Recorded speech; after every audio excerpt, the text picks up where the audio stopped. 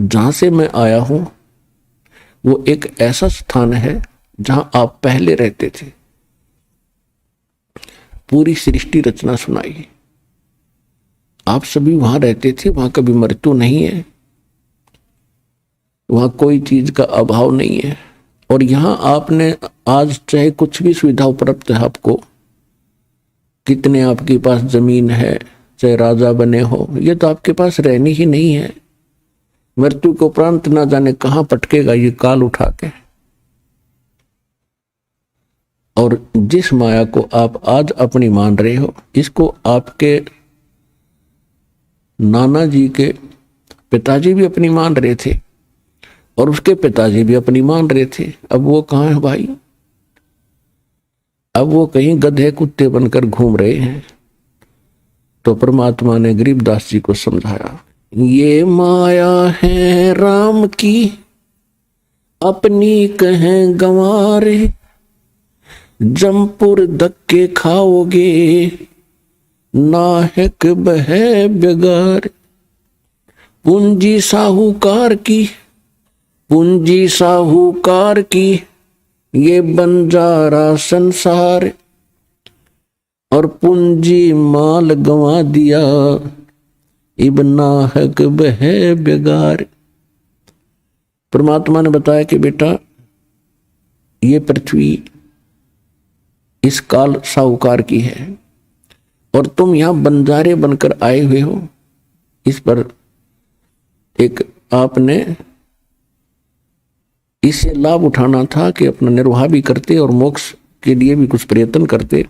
आप उस उद्देश्य को भूलकर यहाँ संसार की भूल भुलैया में भूल चुके हो और आपने एक ये परंपरा मान ली, बुढ़े होकर तो मराया करें, यानी वृद्धावस्था में तो मृत्यु सभी की होती है।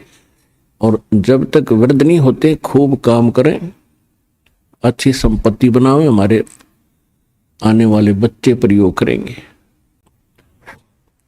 तो परमात्मा ने बताया कि बेटा बच्चों को भी वही मिलेगा जो उनके संस्कार में है। आपने ऐसा देखा होगा कि बहुत से ऐसे माँ बाप हैं जिनकी बहुत संपत्ति थी और बच्चा ने वो फिर बाद में सारी बेच खाई, शराब पीने लग गए। अब उस बोली आत्मा ने बच्चों के लिए ही सारा जीवन व्यर्थ किया, सारी संपत्ति जोड़ी, और जो संपत्ति मनुष्य जीवन से जोड़नी चाहिए थी, भक्ति करनी चाहिए थी, वह करी नहीं। जिस कारण से वो तो कहीं कुत्ता बनकर गली में घूम रहा होगा पिताजी, और बच्चे उसकी जोड़ी हुई संपत्ति को शराब पी रहे हैं और बर्बाद कर रहे हैं। तो ये बहुत बड़ा झंझट है, इससे निकलना चाहिए आपने। परमात्मा ने बहुत सी ऐसी कथाएं सुनाई। गरीबदास जी एकदम तड़फ उठे कि परमात्मा ये जन्म मरण का रोग तो बहुत भयंकर है। वृद्ध अवस्था में जीव बहुत दुखी होता है। तो परमेश्वर ने बताया कि जरा और मरण मैं जो विधि बताऊंगा भक्ति की, उससे सदा के लिए समाप्त हो जाता है। और जो साधनाएं आपको प्राप्त हैं पूरे विश्व में, वो जरा मरण के नाश करने की नहीं है। जैसे कर्म करोगे वैसे ही भोगने के लिए वो आपके लिए बनाई है यहाँ के मालिक ने इस काल में। अब बच्चे को अच्छाई और बुराई का जल्दी असर होया करे। वो तड़फ उठा, बुरी तरह कांप गया गरीबदास जी और कहा भगवान फिर कैसे बने बात। परमात्मा बोले कि उस लोक में जाना होगा। गरीबदास जी ने कहा भगवान एक बार वो लोक दिखा दो मुझे, क्योंकि यहाँ कोई आपके अतिरिक्त कोई बताने वाला नहीं और मन पापी विश्वास कर नहीं पा रहा। एक बार आंखों देख लूं दाता तो दृढ़ हो जाऊंगा। परमात्मा बोले ठीक है, प्रथम मंत्र ले, शेष बन मेरा, तब मेरे साथ चल सकता है। प्रथम मंत्र दिया परमात्मा ने, उसकी उनको निकाला, क्योंकि ये तो ऊपर कवर अलग है, इसके अंदर ओरिजिनल एक और शरीर है, सूक्ष्म शरीर।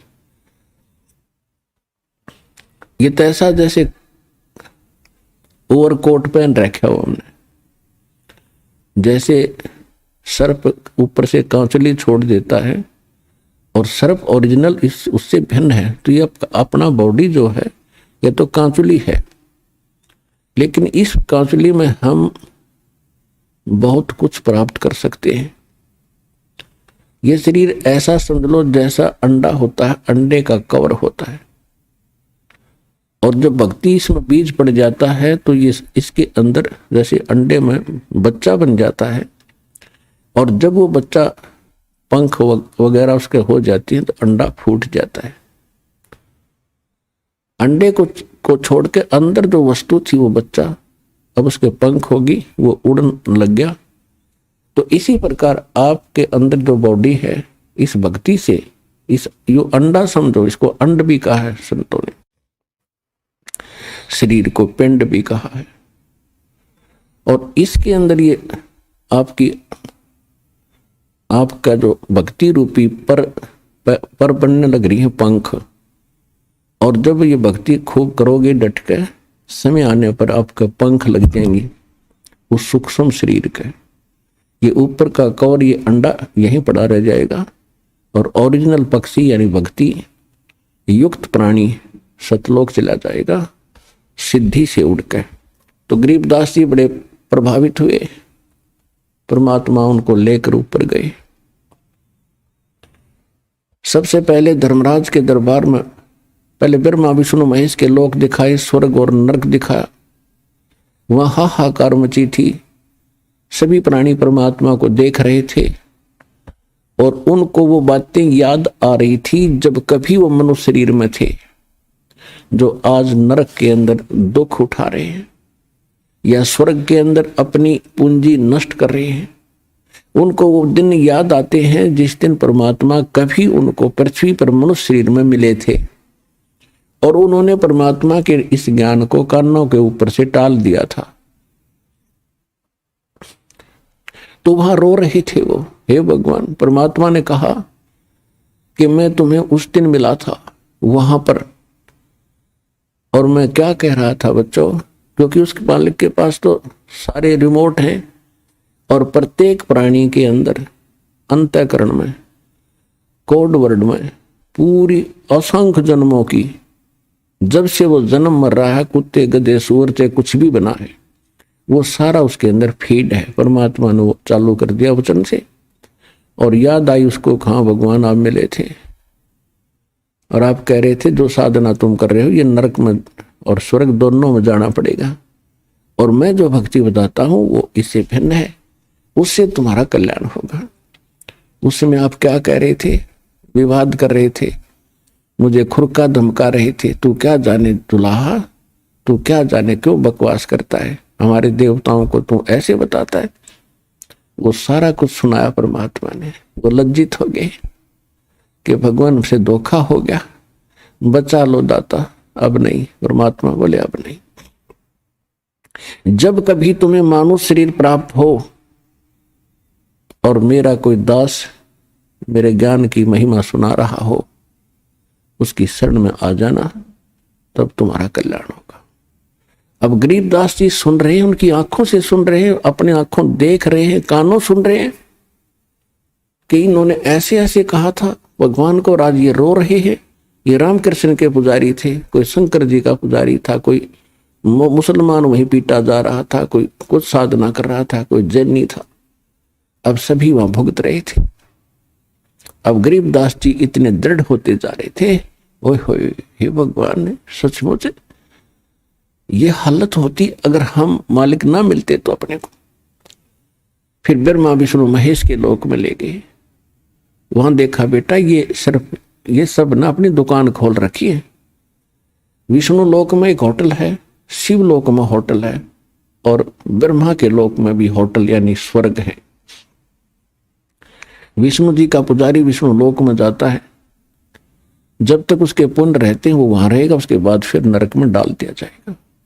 और ये प्रत्येक प्राणी से अपने राज्य चलाने के लिए, ये राजा हैं, ये टैक्स लेते हैं। जैसे यहाँ पृथ्वी के राजा आपसे टैक्स लेते हैं, अपने ठाठ करते हैं, आपकी पूंजी तय, इसी प्रकार वो वहां करते हैं। इसी प्रकार शिव के लोक में रेस्टोरेंट है यानी स्वर्ग है, शिव का पुजारी स्वर्ग में रखा जाता है, जब उसके पुण्य समाप्त हो जाते हैं उसको फिर नरक में डाल दिया जाता है। नरक के बाद फिर 84 लाख प्रकार के इन प्राणियों के शरीरों में असंख्य जन्मों तक भटकता रहता है। इसी प्रकार ब्रह्मा जी के लोक में, इसी प्रकार दुर्गा जी के लोक में, ऐसे ही गणेश जी के लोक में जो गणेश के साधक हैं वो उसके पास चले जाते हैं। ऐसे ही ज्योत निरंजन ब्रह्म काल के ब्रह्मलोक में ये सब व्यवस्था बनी हुई है और ये सभी इन पर टैक्स लगाते हैं, चार्ज लेते हैं अलग से कि कोई 10%, किसी में 20%, कोई 25%, कोई 15% आपकी पूंजी का। और जब आपके पुण्य समाप्त हो जाते हैं आपको वहां से जबरदस्ती, जैसे यहां से फेंक दिया जाता है उस तरह वहां से फेंक दिया जाता है। फिर परमात्मा उनको लेकर गए गरीबदास जी को यहाँ के न्यायाधीश के पास, 21 ब्रह्मांड का जो न्यायाधीश है धर्मराज के पास। अब जहां जहां भी परमात्मा जा रहे थे सभी ब्रह्मा जी के लोक में गए। ब्रह्मा जी ने आसन त्याग दिया, लेकिन परमात्मा खड़े खड़े 2 बात करके चल पड़े। विष्णु जी के लोक में गए, विष्णु जी ने भी आसन त्याग दिया और खड़े हो गए, सत्कार किया। ऐसे ही भगवान शंकर के लोक में। फिर जब धर्मराज के लोक में गए, न्यायाधीश के लोक में गए, उसके ऑफिस में गए, तो धर्मराज ने भी कुर्सी त्याग दी और करबद्ध होकर खड़े हो गए। एक आध्यात्मिक शक्ति ऐसी है, इसमें किसी को अपनी आइडेंटिटी बताने की आवश्यकता नहीं। अपने आप सामने वाले पर प्रभाव होता है, अपने आप वो नतमस्तक हो जाता है। और परमात्मा खड़े खड़े उस न्यायाधीश को धमका रहे हैं, खुरका रहे हैं। यहाँ के न्यायाधीश यानी 21 ब्रह्मांड के, एक ब्रह्मांड में होता है वैसे ऐसी व्यवस्था 21 ब्रह्मांड में अलग अलग होती है। तो इस ब्रह्मांड के न्यायाधीश यानी मुख्य न्यायाधीश चीफ जस्टिस को, धर्मराज को परमात्मा खड़े खड़े कह रहे हैं कि कान खोल कर सुन ले, यदि मेरी आत्मा का तूने अकाउंट भी ले लिया तो मुझसे बुरा नहीं होगा।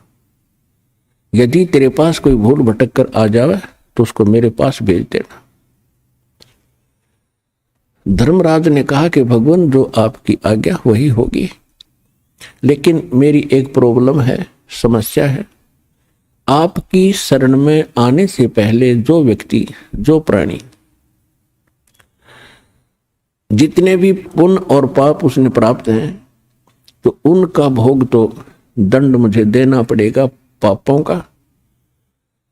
पुण्य तो दुखदाई है ही नहीं, लेकिन पापों का दंड तो मैंने देना ही पड़ेगा, ये मेरी मजबूरी है प्रभु, कुछ इसका समाधान करो। अब आदरणीय गरीबदास साहिब जी ने वापस आकर फिर बताया कि कैसी वार्ता हुई मेरे सामने।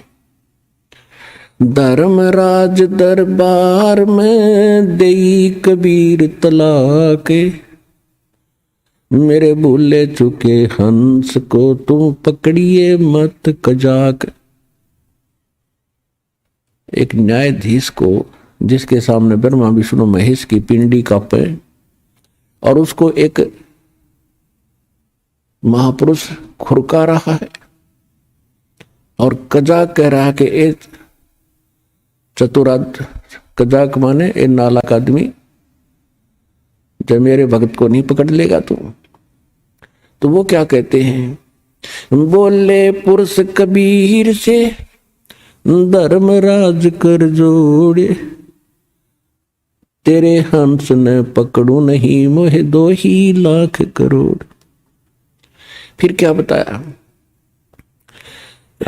कर्मों से तीरथ है अब जो जप नाम कबीर, वो तो मोहे पकड़ने पड़े दाता, जड़नी पड़े जंजीर।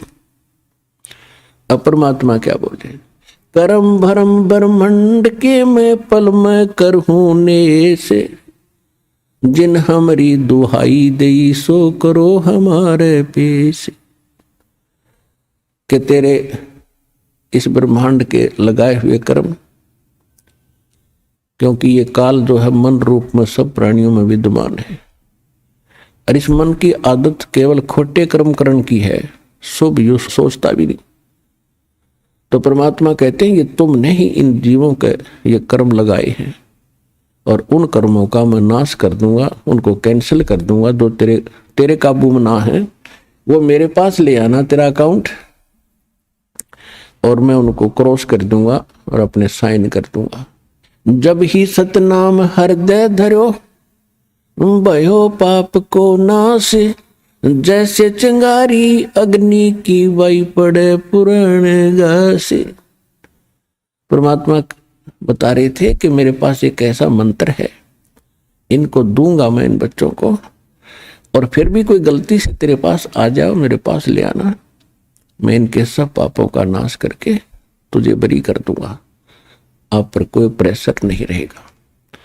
इतनी वार्ता सुनकर गरीबदास जी गदगद हो गए, लेकिन अभी ये समझ रहे थे कि ये बाबा जी बड़ा शक्तिशाली है। हमने तो ब्रह्मा विष्णु महेश्वर के नाम सुने थे या चित्र देखे थे, आज मैं वास्तव में देख रहा हूं और ये सब इसके सामने करबद्ध हो रहे हैं, और ये तो बहुत बड़ी शक्ति बताते हैं। जो अब ये धर्मराज तो सबका अकाउंट लेता है, और ये भी भगवान के इस बाबा जी के सामने ऐसे करबद्ध हो गया, तो कमाल का ही बाबा तो भाई। फिर परमात्मा उनको ले गए, वो स्थान दिखाया गरीबदास जी को जहां ये काल भगवान, ये ब्रह्म 1,00,000 मानव शरीरधारी प्राणियों को के सूक्ष्म शरीर को तपस्या के ऊपर एक टुकड़ी है पत्थर की, जैसे तय होया करे बड़े बड़ी तय, ऐसे अपने आप प्रज्वलित है, वो अपने आप प्रज्वलित है, और उसके ऊपर 1,00,000 मानव शरीरधारी प्राणी तड़फ रहे थे। हाहाकार मची थी, यहाँ के राजा भी थे उसमें, और यहाँ के गरीब भी थे, सेठ भी थे, साहूकार भी थे, आम नागरिक भी थे, और सब उन्हीं के पुजारी थे, लेकिन सब बुरा हाल हो रहा था। तब परमात्मा वहां पहुंचे तो सभी एकदम उनकी तपत खत्म हुई, और ऐसे बैठ गए उस तई के ऊपर, जैसे कढ़ाई में बैठ गए, उबलते तेल के कढ़ाई में समझ लो आदमी, और उसको पीड़ा ना हो। तो एकदम देखा कि ये परमात्मा आगे शायद। तब उन प्राणियों ने कहा, भगवान हम बहुत दुखी हो लिए, हम किस कर्म का दंड भोग रहे हैं। परमात्मा ने कहा, ये तुम्हारा यहाँ का किया कर्म नहीं, ये तुमने सतलोक में गलती करी थी, वहां तुम सुखी थे, और सुखी जीव को बकवाद घनी भावे हैं, अच्छे काम थोड़े और बुरे घने करेगा। तो तुमने वहां यही गलती की थी, भरी थाली का ठोकर मार कर तुम यहाँ आगे से इस कंगाल लोक में सारी जीवन में तुम्हारे से रोटी पूरी नहीं होती, मर खप जाते हो। उनको भी परमात्मा ने वो कथा सुनाई है, और जिस भगवान को तुम पूजा करते थे, कहते थे निराकार है निराकार है, ये सामने अभी आएगा तुम्हें खाने के लिए। वो खाता कैसे है? सूक्ष्म शरीर के अंदर जितने प्राणी मनुष्य शरीरधारी वहां तपस्या पर डाले जाते हैं, तो सारे जीवन में उन्होंने जो भी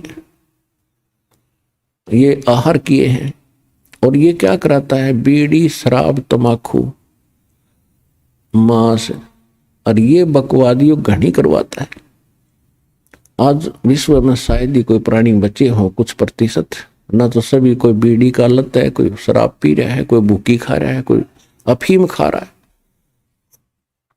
कोई मांस खा रहा है, कोई शराब पीता है।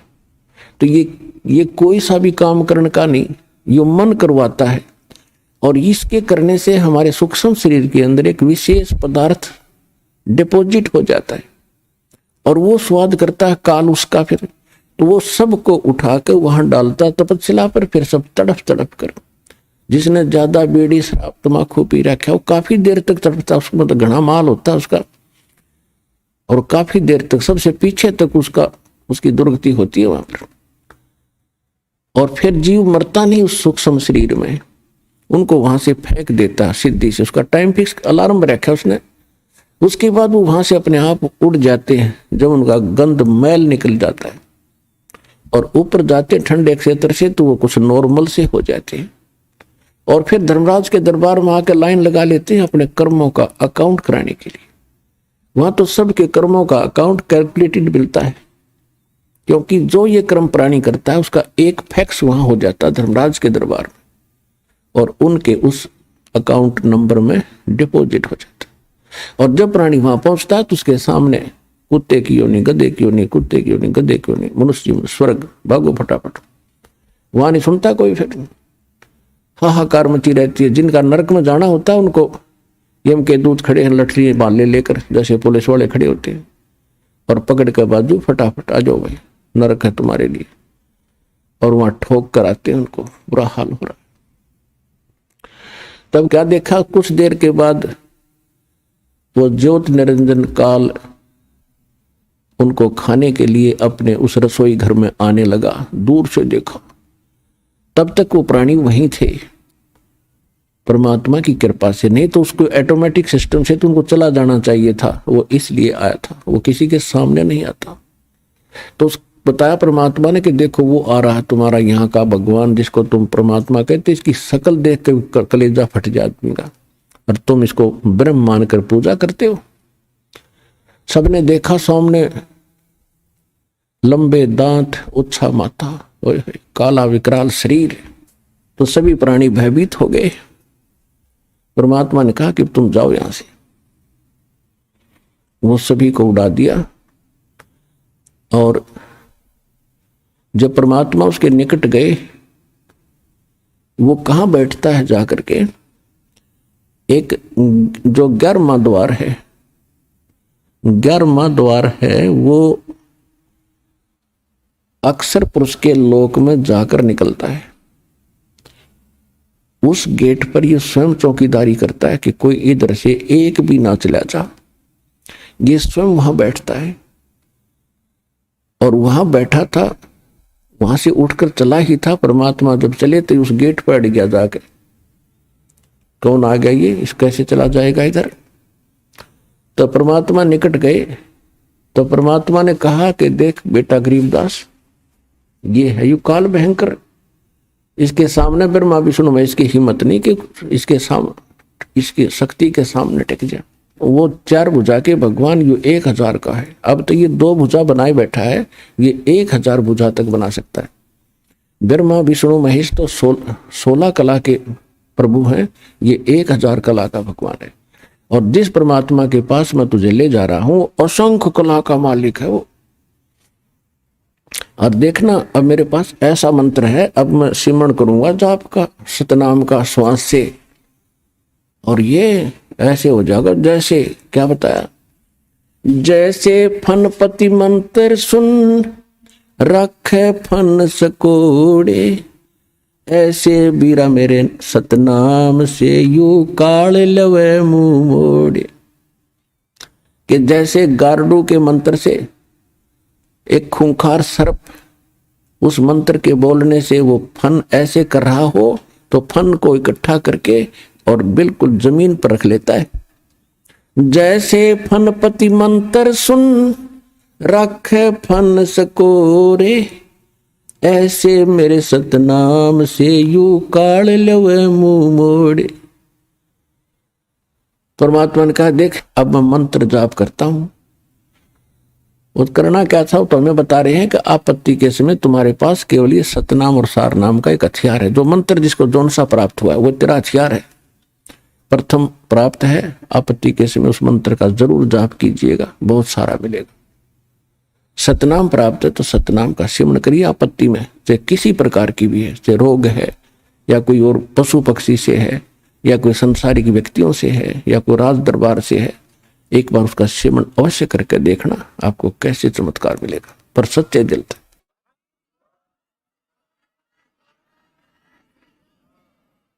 और सारनाम प्राप्त है, सारनाम का जाप करिए। सतनाम प्राप्त है, सतनाम का करिए। प्रथम मंत्र प्राप्त है, प्रथम मंत्र का जाप कीजिए।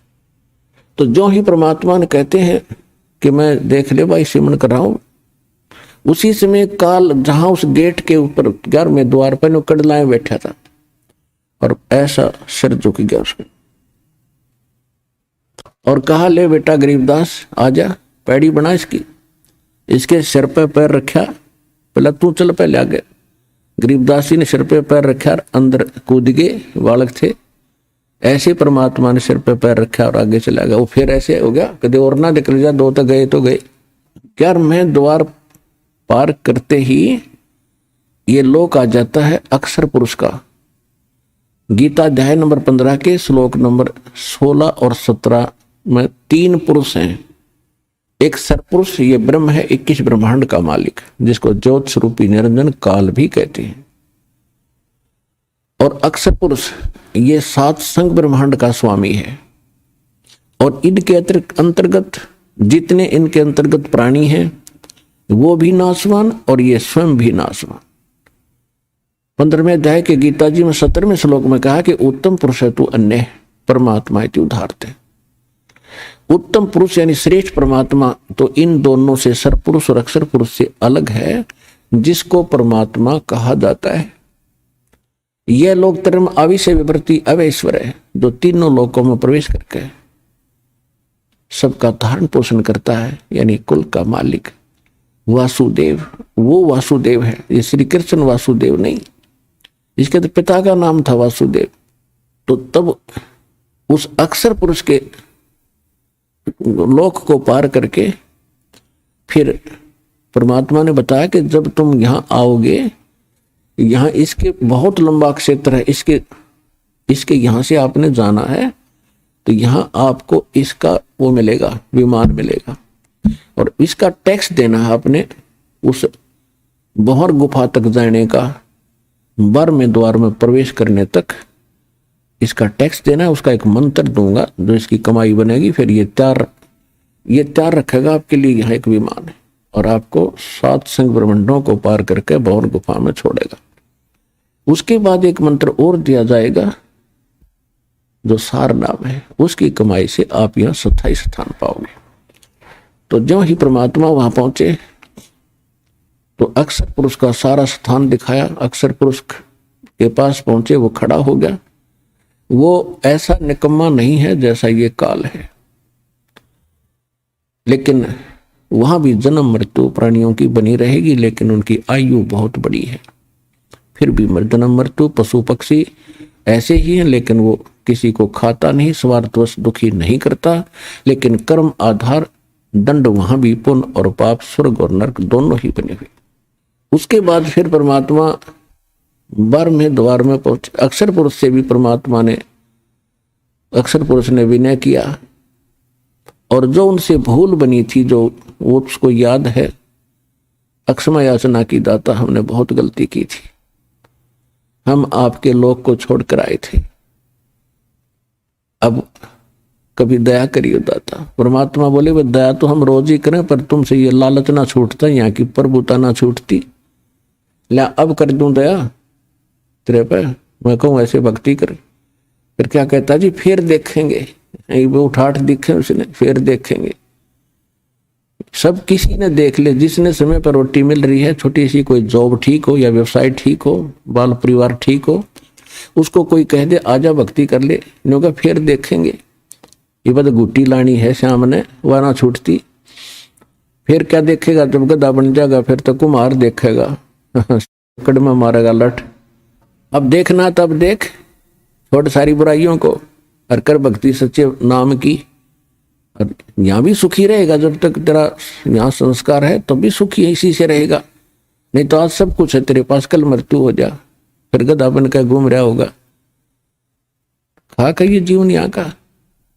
पर इस ज्ञान से यह बात समझ में आवेगी, प्रमाण दिया जाएंगे, भगवान बतावे, राखों देखा वो संत बतावे। अब जैसे आम कहा तो होया करती, कोई बात बतावे इधर उधर की, तो उसने यूं कहा करते कि तू कौन सा भगवान तो मिलकर आ रहा है। यानी भगवान से कोई मिलकर आवे तो उसकी बात तो सच्ची है, मानी उन्होंने भी कि आप कौन से भगवान तो मिलकर आ रहे हो, इसी दृढ़ कॉन्फिडेंस से कह रहा तू यह बात। तो परमात्मा खुद आए और जो भगवान से मिलकर आए उन्होंने बताई यही बातें। तो शंका नहीं रहनी चाहिए समझदार व्यक्ति को, जो वो ज्ञान बताया जा रहा है और दास उन महापुरुषों का बताया हुआ बता रहा है, तो आपको तुरंत समझ में आना चाहिए और यहां से सिर पर पैर रख लो, सतलोक जाने के लिए डट के भक्ति करनी चाहिए।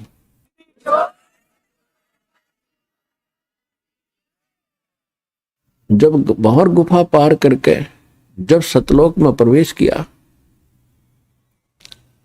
अब आज तक किसी ने पूछ लो, किसी मजहब धर्म के व्यक्ति ने, परमात्मा कैसा है? परमात्मा तो निराकार है, वो देखा थोड़ा ही जाता है। परमात्मा का केवल प्रकाश देखा जाता है। देख कैसी अकल खराब हो रही थी हमारी। अब कोई कहे सूर्य निराकार है, सूर्य का केवल प्रकाश देखा जाता है, तो कैसी अकल है उस व्यक्ति में? तो हम ऐसे थे, हमारे ऋषि महर्षि सारे बालक बुद्धि वाले। जब सूर्य बिना प्रकाश किसका देखा? जब भगवान का प्रकाश देखा, डिवाइन लाइट देखी, तो कमाल की बात। वह लाइट है किसकी? वस्तु तो वो है देखने जोगी। इस लाइट ने के चाटेंगे हम, बता। तो वहां जाकर गरीबदास जी ने देखा, ओए होए ऐसा लोक है, हीरे पन्ने इनके हीरों के पहाड़ हैं, लालों के पहाड़ हैं, जैसे यहाँ पत्थर के पहाड़ हैं, वहां हीरे मोतियों के पहाड़ हैं। और सदा बाहर वहां के फल फ्रूट, यानी ये फलों के ड्राई फ्रूट जैसे काजू किस्म सेब ये और फल वगैरह, और सब आहार वहां पर सदा बाहर है, कभी अंत नहीं होता। और वहां जाने के बाद ऑटोमेटिकली गरीबदास जी की बॉडी का शरीर 16 सूर्य के प्रकाश जितना तेजों में हो गया। अब वो कभी अपनी तरफ देख रहा कि ये क्या हो गया बाबा जी। परमात्मा बोले, भाई यहाँ आने के बाद हम नए कपड़े पर आया करें, अपने भगता था ये नया कपड़ा है तेरा, वो नकली तेरा नीचे पड़ा है, वो तो 5 तत्व का वैसे गल जाना, रोग से सड़ जाना, दुर्घटना में मर जाता, वो तो कच्चा है बेटा। असली कपड़े यहाँ हम पहनाएंगे आकर आपको, ये ऐसा शरीर होगा आपका। अब आगे देखा, जब वहां पहुंच गए 1 सेकंड के अंदर, जहां पर परमात्मा एक गुम्बद के अंदर, बहुत बड़ा गुम्बद जैसे मंदिर नुमा, मंदिर की चोटी थोड़ी ऊंची बनाई जाती है, नहीं ऐसे गोल होता है और बड़े सुंदर, और बीच में परमात्मा एक तख्त पर यानी सिंहासन पर विराजमान है। सिर पे मुकुट है, ऊपर छत्र है, और परमात्मा के एक रोम यानी बाल में करोड़ सूर्य मिला दे, शरीर के बाल में करोड़ सूर्य मिला दे, रोमकूप का जो रोम उगे होते हैं, और करोड़ चंद्रमा, करोड़ सूर्य की रोशनी एक बाल के तुल भी नहीं है। इतना नूर उस मालिक के पूरी बॉडी का। वहां पर एक चंवर रखा था, नीचे से परमात्मा जो जिंदा महात्मा के रूप में गए थे, वो चंवर उठाया और उस तख्त पर यानी सिंहासन पर बैठे भगवान के ऊपर सत्कार के साथ चंवर करने लगे। अब गरीबदास जी कभी उस सिंहासन पर बैठे भगवान को देख रहे, कभी जिंदा महात्मा के रूप में खड़े उस पर संत को देख रहे जो नीचे से गया था। अब वो सोच रहे हैं कि ये क्या चक्कर है, ये भगवान ये है, ये बैठा। इसके बारे में ये बाबा जी बताते आ रहे थे। इतने में क्या हुआ, वो तेजों में शरीर वाला भगवान खड़ा हुआ और बाबा जी यानी जिंदा महात्मा के रूप में जो नीचे से गए थे परमात्मा, उस अनंत कोट ब्रह्मांड के सिंहासन पर विराजमान हो गए। और वो तेजों में शरीर वाले भगवान चंवर करने लगे जैसे सेवक करा करें। अब गरीबदास जी सोच रहे हैं भाई ये क्या चक्कर है, बाबा जी भगवान है, बाबा ये भगवान ये है। इतना सोच ही रहे थे कि तेजों में जो शरीर बाहर खड़ा था वो उस जिंदा वाले शरीर में समा गया।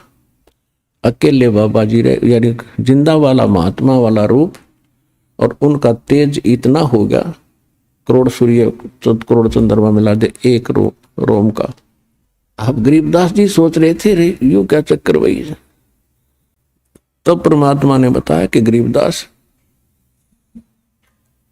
हम ही वो परमात्मा है, और ये सो चल सीधर मैं करूं अपने जन के काज। बेटा ये है मेरा लोक, और ये सारा व्यवस्था आप देख रहे हो, क्योंकि वहां दिव्य दृष्टि प्राप्त हो जाती है। वहां से आप यहाँ की सुई भी देख सकते हो, कुत्ते के देखा सुअर भी को भी देख सकते, शरीर को भी देख सकते हो। इन शेड और इन छत लेंटरों के 10 मंजिल के लेंटरों के अंदर से भी आप प्रत्येक प्राणी को, चींटी को और मनुष्य को भी देख सकते। परमात्मा ने कहा एक बार झांक कर देख ले नीचे जिस लोक से आप आए हो। अब नीचे दृष्टि की, वो तो ऐसा है जैसे रूढ़ी हुआ करे कुरड़ी, ये लोग उस लोक की तुलना। अब एकदम सिर कांप गया गरीबदास जी का उस लोक की तुलना में इस लोक को देखकर। यहां तो ऐसे लग रहे जैसे कीड़े मकोड़े रहा करते हैं। एक चींटी को देख लो, सारा दिन एक टूक के लिए ऐसे ऐसे सारा दिन रात मंडी रहे, सब्र नहीं। ऐसे मनुष्य को देख ले, सुबह से लेकर शाम तक रात में भी वही सोचता रहता, सुबह उठते फिर भाग ले, और होना जाना वही है जो इस लिख रखा है मस्तिष्क में। और मस्तिष्क से अधिक भी प्राप्त करना चाहोगे तो भक्ति से होया करे, और भक्ति व शास्त्र अनुकूल हो, परम पिता की हो, पूर्ण ब्रह्म की हो, संसार रूपी वृक्ष के मूल की पूजा हो, तो फिर आपको एक्स्ट्रा फल भी मिले। तो वो इस काल ने नामो निशान मिटा रखा, उसी को बताने के लिए भगवान आते हैं यहाँ पर। तब उधर से क्या हुआ कि परमात्मा ने फिर बताया उस गरीबदास जी को कि बेटा मैं प्रत्येक युग में जाता हूं। सतयुग में सत सुकृत कह टेरा, त्रेता नाम मुनींद्र मेरा, द्वापर में करुणा में कहाया, यो कलयुग नाम कबीर धराया। मैं प्रत्येक युग में जाता हूं, एक लीला करता हूं। प्रत्येक युग में जब भक्ति प्रवेश करने जाता हूं, एक शिशु रूप धारण करके मैं किसी सरोवर में कमल के फूल पर विराजमान होता हूं, और वहां से कोई निसंतान दंपत्ति मुझे उठा ले जाती है। परमात्मा ने फिर सारी बताई कि सतयुग में, इस सतयुग में ऐसे ऐसे विद्याधर नाम का ब्राह्मण और उसकी पत्नी उठाकर ले गई, फिर वही ऐसे बने। सारी कहानी बताई कि वही फिर आगे चल के रामानंद बने, और सारी कथा बताई। और कलयुग में जब मैं गया बेटा, मुझे एक नीरू नीमा नाम के जुल्हाई उठा के ले गए थे काशी बनारस शहर से के तालाब से, लहर तारा तालाब से, और उनका कोई पिछला हिसाब था। ये नीरू नीमा कौन थे? द्वापर के अंदर एक सुदर्शन नाम के परमात्मा के भक्त हुए थे। जब परमेश्वर करुणा में नाम से आए हुए थे, उसने प्रार्थना की थी कि मेरे माता पिता ने आपका ज्ञान भगवान स्वीकार नहीं किया और ये बहुत दुख पाएंगे, मेरी अर्ज है दाता किसी जन्म में उसको उनको शरण में लेके पार करना। तो उस प्रॉमिस वश मैंने प्रॉमिस किया था उनसे, उस सुदर्शन से कि बेटा तू चिंता ना कर और निर्भय होकर निश्चिंत होकर शरीर त्याग दे, नहीं तो भी यही फंस जाएगा और मैं तेरे माता पिता को पार करूंगा, टाइम कितना लग जाएगा। जिस कारण से मैं उस पिछले प्रॉमिस अनुसार अपने वचनबद्ध होने के कारण उनको नीरू नीमा को, जो सुदर्शन वाली माता पिता वाली आत्मा थी, उनको मिला था कमल के फूल पे। वो जुल्हाए का काम करा करते और मैं भी लीला में शरीर से धीरे धीरे बड़ा हुआ तो मैं जुल्हाए का काम करा करता है। और जब मैं बचपन शिशु रूप धारण करके जाता हूं तो मैं उस काल के लोक का दूध ग्रहण नहीं करता, कुंवारी गायों का दूध पीता हूं मैं, और कुंवारी गाय के अंदर दूध यहां सतलोक से जाता है मेरी शक्ति से, और वो दूध पिया करूं मैं। ऐसे ऐसे सारी कथा सुनाई। मैं वहां 120 वर्ष रहा था भाई। हम सुल्तानी नानक तारे, दादू को उपदेश दिया, जात जुलाहा भेद न पाया, वो काशी में कबीर हुआ। परमात्मा ने बताया कि मैं बेई नदी के ऊपर इस नानक जी को मिला था और उनको अंतर्ध्यान किया, एक दरिया में डुबकी लगवाने का बहाना करके। लोगों ने सोच लिया कि ये मर गया, वो खोद रहे थे डाउन स्ट्रीम में, मैं ले गया उनको अप स्ट्रीम में जिधर से जल आ रहा था। वहां जाकर उनके समझाया, बैठाया, उनके शरीर को वहां छोड़ा, उनको भी मैं यहां लेकर आया था बेटा, जैसे आपको मिला हूं इसी रूप में, जिंदा महात्मा के रूप में उनको मिला था। वो मेरी प्यारी आत्मा थी। वो सतयुग के अंदर राजा अमरीश थे और त्रेता के अंदर वही आत्मा नानक जी वाली राजा जनक थे। और उन जन्मों में मैंने बहुत अच्छी भक्ति की श्री विष्णु भगवान की, लेकिन बेटा जन्म मृत्यु उनकी मिटी नहीं। और आप सभी मेरी आत्मा हो, अपने को दुख होता है, तुम वहां कष्ट उठा रहे हो और मैं यहाँ तुम्हारे लिए रो रहा हूं। मैं रोवत हूं सृष्टि को, सृष्टि रोवे मोहे, गरीबदास इस योग को हो समझ न सकता कोई। कि हे गरीबदास, वो नीचे के जितने भी ब्रह्मांडों में प्राणी हैं, वो उस समर्थ सुखदायी भगवान, कष्ट निवारक, संकट मोचन भगवान को खोज रहे हैं, उसके लिए रो रहे हैं, हमें सुख दो, हमारा दुख निवारण करो। और जिनको ये सुखदायी और संकट मोचन मान बैठे हैं, वो संकट मोचन नहीं है। और मैं जाकर कहता हूं कि मैं हूं वो संकट मोचन, मैं तुम्हें दुख, सारे दुख दूर करूंगा, तुम्हें सुख दूंगा और वो कंप्लीट सोल्यूशन दूंगा, कंप्लीट मोक्ष दूंगा, पूर्ण मोक्ष दूंगा। मेरी कोई सुनता ही नहीं। मैं रोवत हूं सृष्टि को, सृष्टि रोए मोहे, गरीबदास इस योग को समझ नहीं सकता कोई। तो वो भी जन्म मृत्यु में थे नानक जी, और उनको मैं यहां लाया था।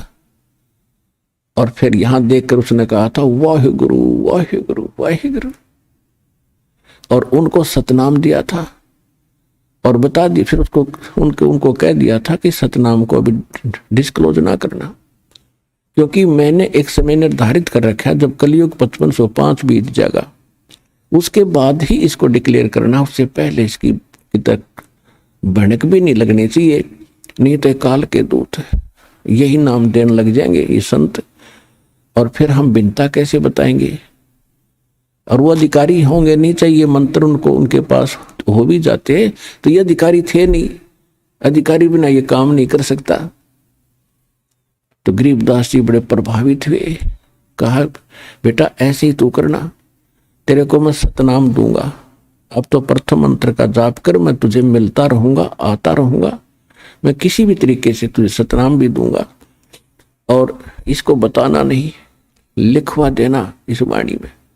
क्योंकि काल ने जो मैं पहले ज्ञान बोल कर आया था, जब 120 वर्ष तक रहा था धरातल पर, और धर्मदास जी ने लिखा था, तो उस ज्ञान में काल के दूत ये चले हुए हैं पंथ, इन्होंने कुछ गड़बड़ कर दी।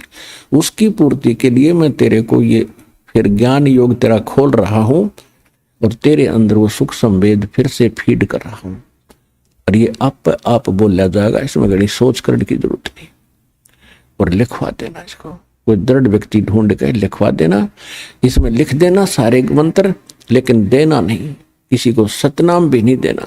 सार नाम की तो बनक भी मत लागन थी, नहीं तो सारा काम बिगड़ जाएगा। तो ये दृढ़ भक्त थे, जो कह दिया भगवान ने, फिर सारा संसार एक तरफ, ये एक तरफ थे। फिर कहा उधर से क्या हुआ कि चर्चा उधर परमात्मा और आत्मा की चल रही थी, डिस्कशन हो रही थी। पीछे से शाम के 5 बज गए, तो उस समय ग्वालों ने देखा कि वो बच्चा कहाँ है, बाबा जी चला गया कि नहीं। उसको खोजने के लिए 1-2 भक्त भेजा कि जाओ बुला कर लाओ उस गरीबदास को। अब वो बॉडी तो वहीं रखा था, नौका नु बैठा था। उन ग्वालों ने दूर से आवाज लगाई कि गरीबू, गरीबू कहा करते थे गरीबदास को गांव में, गरीबू आजा भाई, तेरा टाइम आ गया गाय घेरन का। वो अपनी एक ट्रेन बनाया करते, 2 घंटे यू खड़ा होगा, 2 घंटे ये खड़ा होगा, गौओं को बाहर दूर जाने से वहां चराने के लिए किसी की फसल को नष्ट ना कर दे, पाली खड़े रहते। दूर से आवाज लगाई कि गरीबू गरीबू उठ ले भाई आजा। निकट आकर देखा कि निकट भी आवाज लगाई तो भी नहीं बोला, क्योंकि वो बोलने वाली चीज तो ऊपर चली गई थी। उन्हें पकड़ के हिलाया कि भगत जी खड़ा हो। अब वो यूं का यूं गिर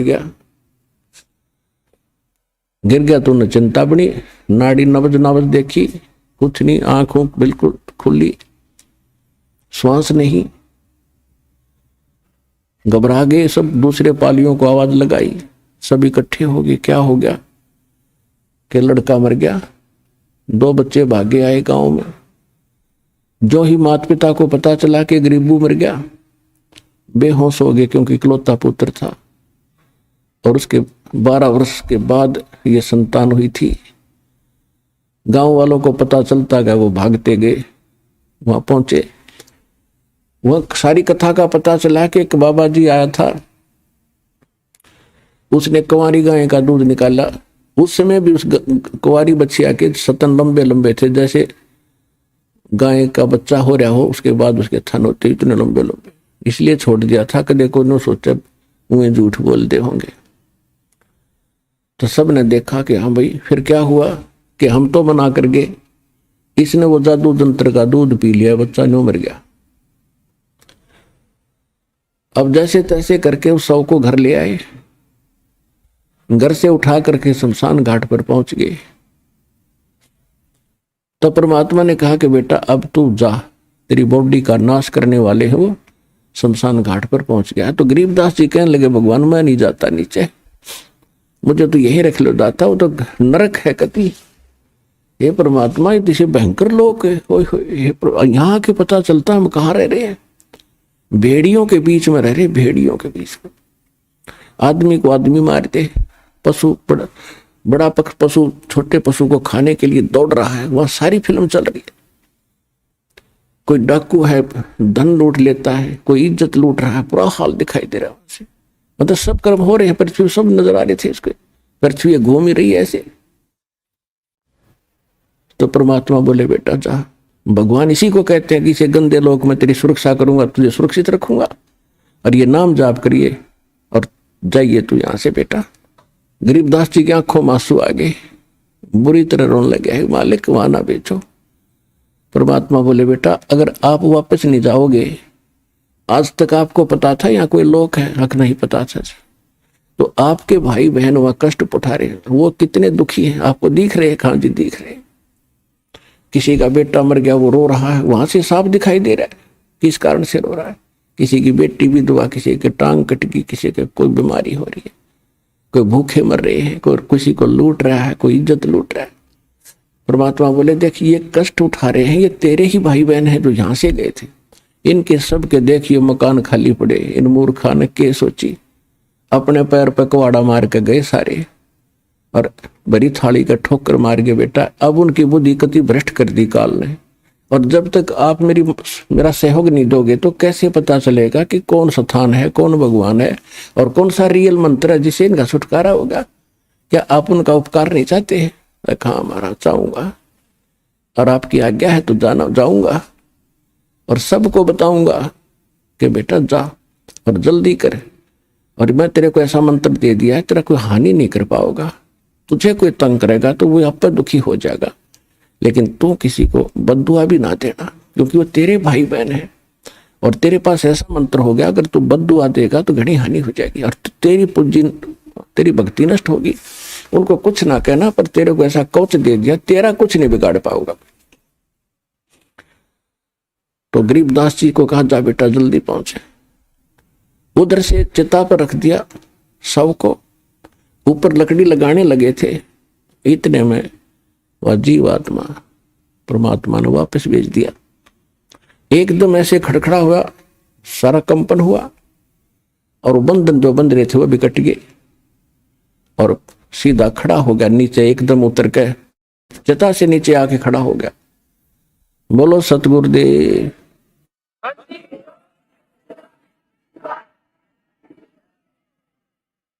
इस काल का ये भी भयंकर जाल है, यदि ये कहीं वही सपना टूट जाता खेत में न्यू का न्यू, तो गरीबदास जी को विचलित कर देते कि सपना देखा तो सो गया बैठा बैठा। जब शमशान घाट पर धरा देखा शरीर, जब उसका पेट उसको देखा, उसको जची विकान यकीन हुआ कि स्वप्न नहीं था, ये तो रियल में देख कर आया हूं।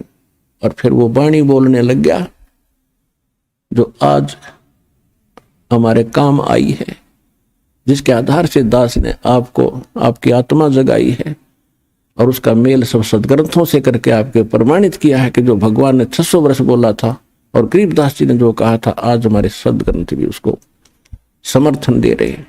अब गरीबदास जी के अंदर वो जो वाणी फीड कर दी थी परमात्मा ने, अब उन्हीं चौपाइयों को बोलना शुरू कर दिया। जिससे भी बात कोई उससे पूछता है तो ये वाणी बोलने लग जाता है। कहाँ गए थे?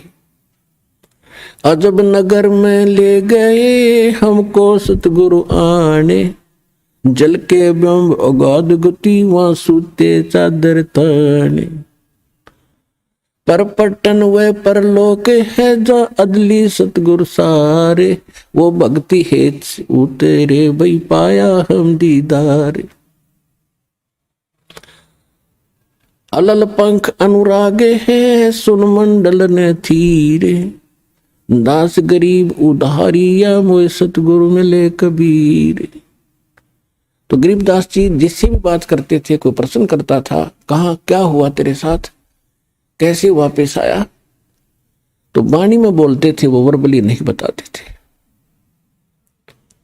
हम सुल्तानी नानक तारे दादू को उपदेश दिया, जात जुलाहा भेद न पाया वो काशी महे कबीर हुआ। अनंत कोट ब्रह्मांड का एक रति नहीं भारे, सतगुरु पुरुष कबीर हैं ये कुल के सिरजनहारे। फिर उनको उपदेश दिया करते थे, भजन कर राम दुहाई रे, भजन कर राम दुहाई रे। जन्म अनमोल तुझे मिला ये, नर देही पाई रे। इस देही को देवालोचे, सुर नर मुनि बाई रे। भजन कर राम दुहाई रे, भजन कर राम दुहाई रे। परमात्मा से प्राप्त ज्ञान को जनता में सुनाने लगे, लेकिन कोई ना सुने। अब वह ज्ञान उसका समझ में आवे नहीं, बोले वाले ग्रामीणों के।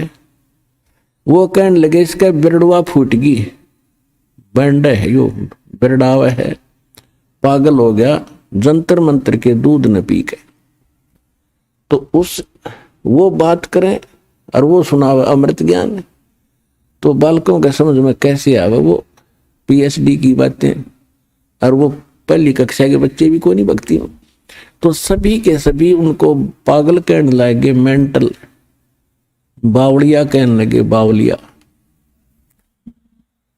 माता पिता को सब्र हुआ कि जैसा भी पागल है, मेंटल है, हमारी आत्मा संतुष्ट है कि हमारा बेटा जीवित हो गया। नगर निवासी भी खुश हुए क्योंकि एक बहुत बड़े रईस का उद्योता था, बहुत बड़े साहूकार जमींदार किसान का, जाट जाति में जन्मे थे गरीबदास जी। तो कहने का भाव यह है कि ऐसे 3 वर्ष बीत गए। 3 वर्ष के तक यही स्थिति रही। सब परमात्मा की वाणी सबको सुनाना चाहते थे, लेकिन कोई समझ नहीं पाता था, उसके पास भी नहीं बैठते थे, उसको पागल कहा करते। वो आ गया, उनकी माता का नाम रानी था कि रानी का पागल बावड़ा आ गया, रानी का बावड़ा आ गया। जैसे तैसे 3 वर्ष निकले। एक दादू पंथ के दादू जी को भी परमात्मा मिले थे, परमेश्वर कबीर जी जिंदा बाबा के रूप में। ऐसे ही अपने आत्माओं कई समस्याएं हैं। जैसे एक भक्त बता रहा था कि मैं आपके ज्ञान को सुनकर मैं दादू पंथ का एक हमारे गांव के अंदर आश्रम है, वहां गया। हम पहले उन दादू को जी को नहीं मानते थे। जैसे गांव में अपनी अपनी अलग अलग मान्यताएं होती हैं, और उसके बारे में विशेष ज्ञान मुझे था नहीं। फिर मैं इसलिए गया कि उनसे भी जानूं कि वास्तविकता क्या है, उनको तो सही पता होगा। तो वो दादू जी का जो पंथी वर्तमान में उस गद्दी पर विराजमान है संत, उससे मैंने बात की कि दादू साहिब जी की कुछ जीवनी पर विचार डाले। तो उसने कोई अटपट कथा बताई कि दादू जी कमल के फूल पर मिले थे और वहां से उसके माता पिता उठा लाए थे, उनको कोई संतान नहीं थी, ऐसे ऐसे बताया। फिर मैंने उनसे पूछा कि क्या उनको कबीर साहब मिले थे कि नहीं नहीं, ये किसने बता दिया आपको, कोई कबीर साहब नहीं मिले थे। उनको तो एक बूढ़ा बाबा मिला था, बूढ़ा बाबा मिला था। अब दादू साहब का जो ओरिजिनल ग्रंथ है उसमें जो दास साहब को वाणी सुनाता है कबीर साहब की महिमा की, वो वाणी विद्यमान है। इन्होंने क्या किया, वर्तमान के अब 150 वर्ष के बाद ये पढ़े लिखे से हुए, इन्होंने वो वाणी निकाल दी, शेष रख ली। तो वो कहने लगे कि ना ऐसा कुछ नहीं है, ये वाणी इसमें नहीं है जो आप बता रहे हो। अब वो भ्रमित हो गया, उसने फिर बता दिया ऐसे ऐसे मैं वहां गया था और ऐसे, उन्होंने तो कुछ और ही कहानी बताई। तो मैंने कहा कि आप मुझ पर विश्वास करते हो या नहीं? अगर आप पर तो पूरा विश्वास करते हैं, फिर आपने वहां जाने की जरूरत क्या पड़ेगी? तेरी बुद्धि स्लिप थी तभी तो वहां गया। आप कौन से धर्म में जन्मे हो? कि मैं हिंदू धर्म में जन्मा हूं। हिंदू धर्म के कितने आचार्य शंकराचार्य आपको मिले थे? ब्रह्मा विष्णु महेश के माता पिता बता दिए उन्हें। ये दादू पंथी खाक बताओगे दादू के बारे में? सिर घूम गया उसका, हाँ जी गलती होगी हमारे पे। तो ऐसे वो हैं जिसे आपके आचार्य थे। ये भगवान ने बताई है कि हम मिले थे दादू साहब को, और गरीबदास जी ने बताई है। कहते हैं दादू को सतगुरु मिले, कबीर परमात्मा मिले, और देई पान की पी के, बूढ़ा बाबा जिसे कहो वो दादू की नहीं सीखे। ये दादू जी ने बताया था कि मुझे बूढ़ा बाबा मिला था, वो तो कहते थे मुझे कबीर मिले थे, और वो काशी वाले कबीर, धानक वाले धानक थे, वो कबीर मिले थे। ये दादू की शिक्षा नहीं है जो ये बनावटी बातें बनाई बैठे हैं। तो कहने का भाव ये है कि पुण्यात्माओं, अब विश्वास करो 101% इस दास के ऊपर जो बोल रहा है, प्रत्येक प्रमाण दिखाएगा।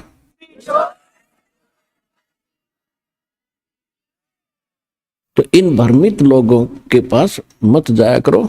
आपको ये तो बेगाड़ रहे आज तक सच्चाई को, काल के दूत हैं जो किसी गद्दी पे बैठा हो, कोई भी ज्ञान नहीं किसी के पास। और गरीबदास जी को भगवान ने बताया, हम सुल्तानी नानक तारे दादू को उपदेश दिया, जात जुलाहा वेद न पाया वो काशी महे कबीर हुआ। गरीबदास जी खुद कह रहे कि मुझे इब्राहिम सुल्तान अधम, नानक और दादू जी को, नानक जी को, हम सबको पार किया। कौन कबीर? जो काशी में धानक रूप में रहा करता। नानक साहब जी कहते हैं, फाई सूरत मुल्क की वेश ए ठगवाड़ा ठगी देश, खरासियाना भोता वारी धानक रूप रहा। दादू साहब कहते हैं, जिन मुझको निज नाम दिया सोए सतगुर हमार, दादू दूसरा कोई नहीं वो कबीर सिरजनहार।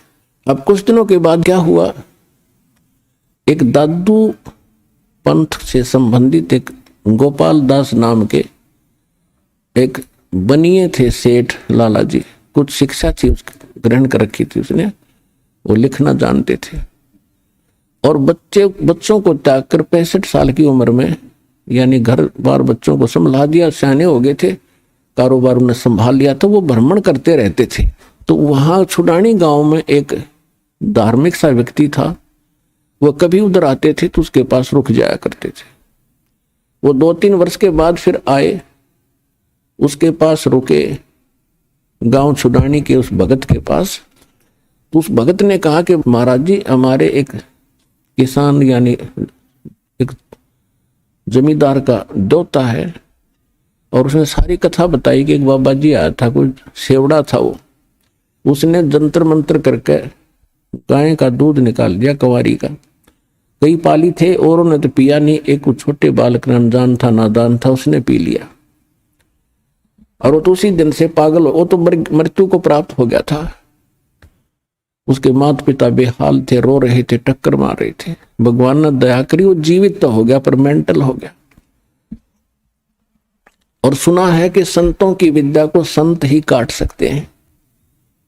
आप कुछ दया कर दो तो उनका जीवन सफल हो जा, नहीं तो सारा दिन वो बोलता ही रहता है, बोलता ही रहता है, पागलों की तरह पागल हो गया। अब उस दादू पंथी गोपाल दास ने कहा कि लाओ बुला के ये झाड़े झूड़े लाने का काम ये सारे सीख ले हैं, 2 रोटी न मिल जाती है। और परमात्मा यही चाहते हैं कि आस्था भगवान की बनी रहे इनके अंदर। कोई किसी तरह कर रहे हैं तो इस समय तक आपको भक्ति को जीवित रखना था। अब ये झाड़ा झूड़ा ला के अपनी रोटी खा रहे थे, किसी का एक आधेगा आराम हो जाता, 100 आग ना होते। एक का होगा, जब तक इतने अच्छे आदमी थे 20 जगह गुण गाया करता, बाबा जी ने ऐसे कर दिया, बाबा जी ने ऐसे कर दिया। और यहाँ लाखों की संख्या में कर दिया, गिनती नहीं हो सकती, इतना सुख दे रखा। बच्चे बच्चे को सुख दे रखा भगवान ने।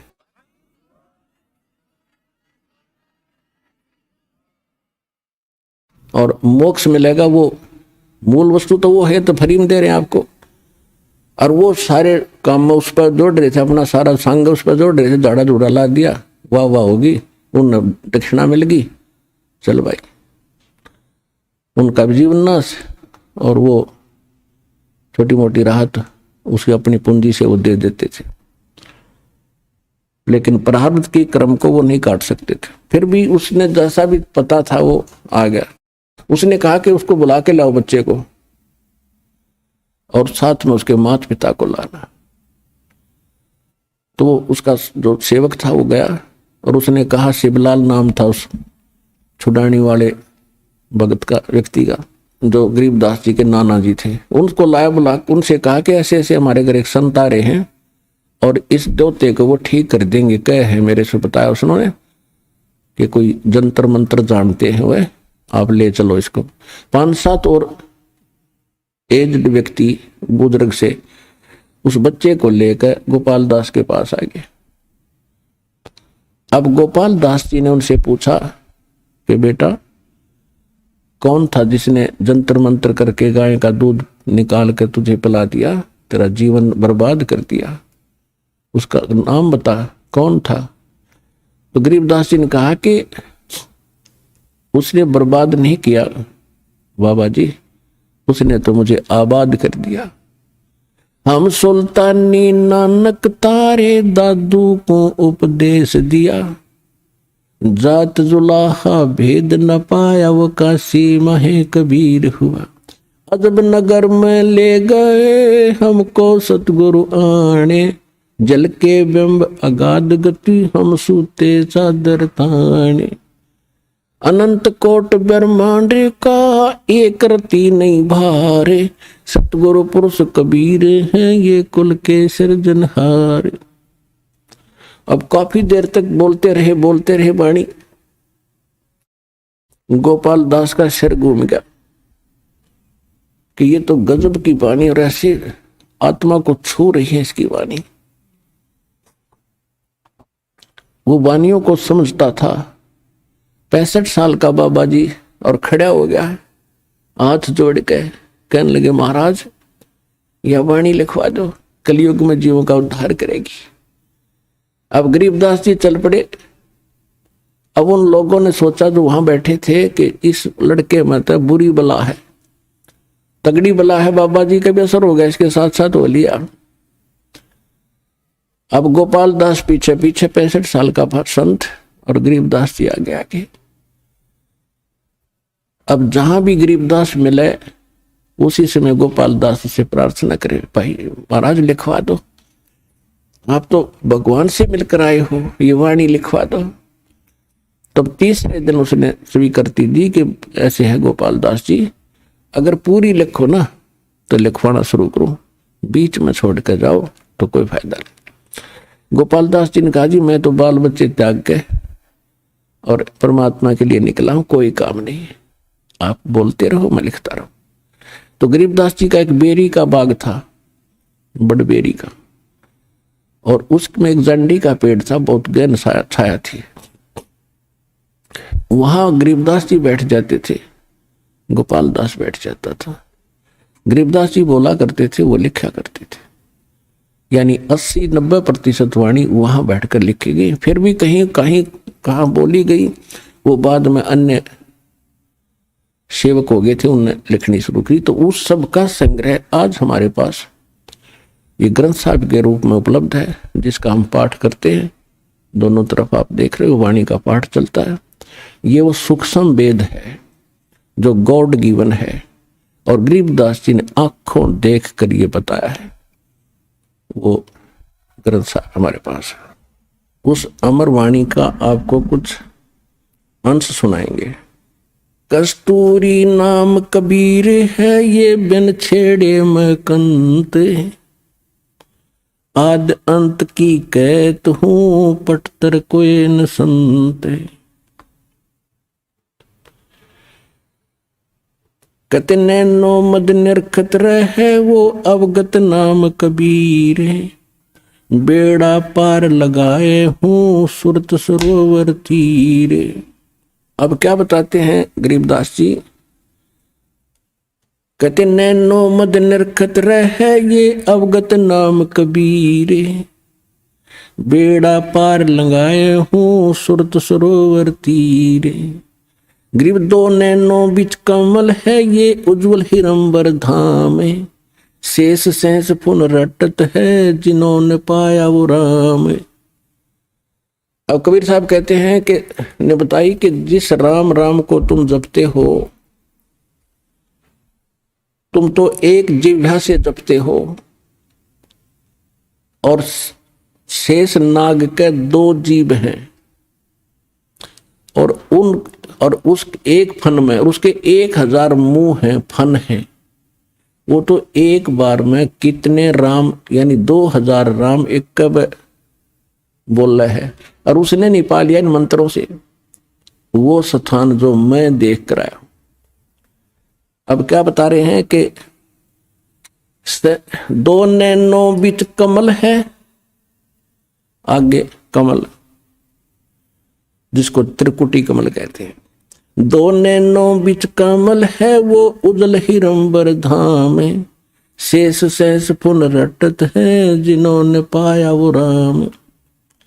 सहस 88 ना गए, ये 2400 पर चोखे, 3300 पर तलब है, ये कोई बकरा कोई भूखे।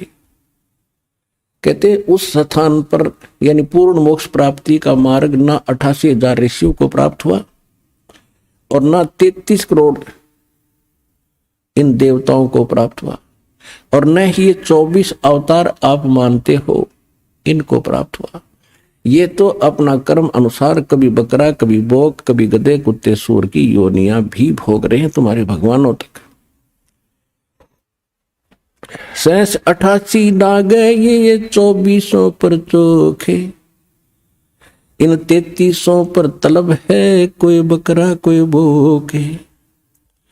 सहस 88 5 में भाई 2500 को पूछे, ये तो अस्थिर है नहीं, कबे मुकाम कबे कूचे। यानी कभी यहाँ आगे राजा बन गए, देवता बन गए, फिर मृत्यु को प्राप्त हुए। इनका भी जन्म और मरण ज्यों का त्यों बना हुआ।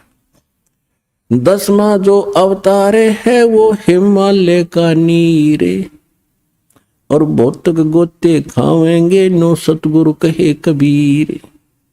के 9 तो तुम्हारे मर लिए भगवान, और खूब पता तुमने कैसे मरे। श्री कृष्ण जी की मृत्यु हुई, उसके पैर में तीर मारा विषाक्त। और श्री राम की मृत्यु कैसी हुई? उन्होंने खुद, जब नल उसके जो पुत्र थे लव और कुश, उनसे युद्ध हुआ, उनसे हार जाने के बाद अपनी बेइज्जती महसूस करके और सरयू नदी में उसने समाधि ले ली, जिंदे। अब कहते हैं 10वें की ओर बाट देखो, तुम इंतजार करो, 10वां होगा 10वां होगा। वो भी ऐसे ही चला जाएगा जैसे ऊंचे पहाड़ पर पानी गिरे, फट दे नीचे आया करे, घनी देर ना रुक गए यहाँ पर। तो क्या कहते हैं?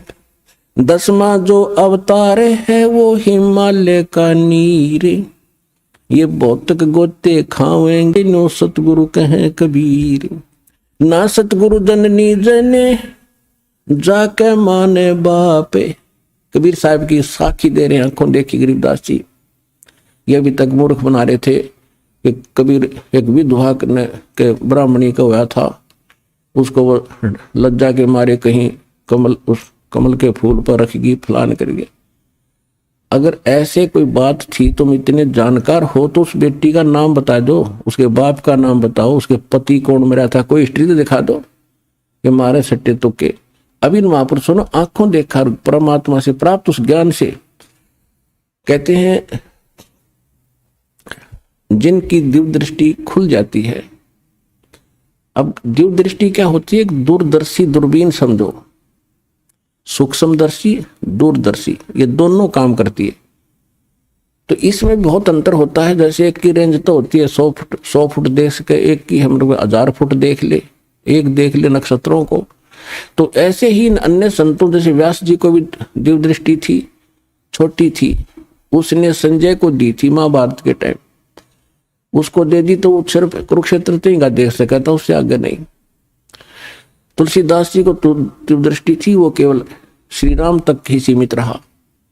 और परमात्मा ने गरीबदास जी को दिव्य दृष्टि दी, उसने असंख्य युगों का पहले कर सतलोक और असंख्य लोकों की जानकारी दी। और पहले जो घटना घटी वो जो कि तो वो बता सकते हैं। जैसे तुलसीदास जी ने लाखों वर्ष पहले घटी रामायण को अपने शब्दों में ज्यों का त्यों चित्रार्थ कर दिया, बिल्कुल सही है।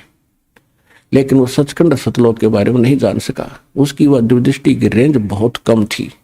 इसी प्रकार गरीबदास जी को परमात्मा ने जो दिव्य दृष्टि दी, उन्होंने असंख्यों वर्ष जन्म पहले का, असंख्यों युगों का और इन युगों का भी सारा लेखा पल पल का गिनवा दिया, किसके साथ क्या क्या बना था। ये जो भी क्रिया आप कर रहे हो, जिस भी जीवन में आप रहे हो, जैसे भी आपकी जो की तो आपके अंदर फीड होती है और एक उस धर्मराज के दरबार में आपकी फिल्म जाती है। और जिनकी दिव्य दृष्टि खुल जाती है प्रत्येक की देख लेते हैं, उसको चला कर देख लेते, उसके अंतःकरण और इसने क्या क्या जन्म भोगे, पहले ये क्या बना, पहले इसने क्या किया, कैसे था। तो ये आध्यात्मिक एक दूरबीन है दिव्य दृष्टि।